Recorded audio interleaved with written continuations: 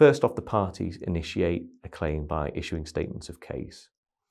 That involves particulars of claim, a schedule of loss, and for the defendant employer would be a defence. Once the statements of case have been issued, there is a stage called a case and cost management conference, which is typically the stage where the lawyers attend court to set the timetable for the rest of the case. Now, from the outset, that might seem quite a simple process, but in reality, from the point that we send our letter, that case and cost management conference might be 18 months down the line. So even though a claim has been initiated, that process can be quite slow.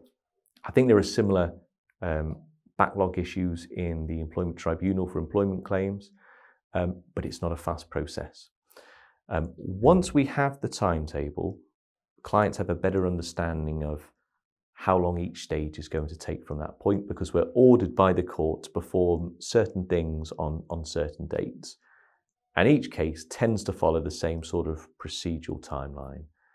There's an exchanging of documents, which are things like emails, GP records, OH reports and grievances, all the documents which have been generated over the years upon which the claim is predicated have to be disclosed to the other side. There's no surprises at trial anymore. Everybody gets to see everybody's documents. So even though a document might not be helpful to my client's case, they still have a duty to disclose it and vice versa. And once documents have been exchanged, there is then the exchanging of witness statements. And that can often be quite an involved project, particularly for somebody who has suffered over a period of time. There will be lots of events that need to be encapsulated in a witness statement, and is often the cornerstone of the case. It's something which will have been produced over weeks and months and developed as and when new documents come to light.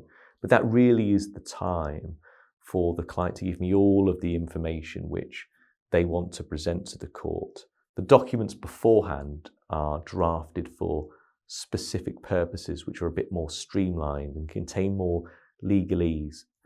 Statements are clients' their own words, and it's their opportunity to really set out their case.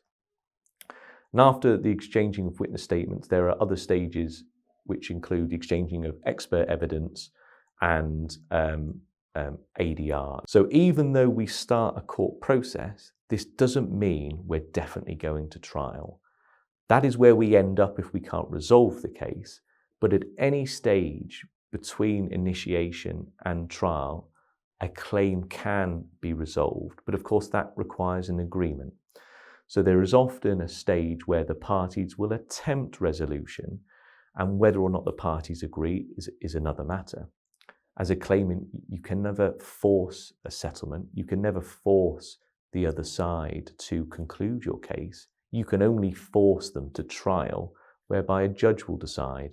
Because quite often, liability will be denied by the defendant employer, even if at some stage they're willing to make an offer of settlement, because that assists with their negotiating position. And often these settlement discussions are made without prejudice. But if after all of that, the parties have been unable to resolve the matter and we're proceeding to trial, that is the concluding phase. And it's very different to what individuals might see on the telly. So there's no jury. It's just one judge. And depending on the court in which the claim is brought, that can either be a district judge or a circuit judge. It could be a county court or a high court. But typically it is one individual hearing a case on either one day or a series of days who will then make a decision as to whether or not the claim is successful. And that can be quite a daunting process. I don't think anybody wants to be cross-examined at trial, particularly if you're a claimant. But quite often that is what has to happen in order for a matter to conclude and for justice to be achieved. What goes on at trial is probably the topic for about an hour's worth of on a podcast, and that might be something we do one day. But certainly that's the process of civil litigation.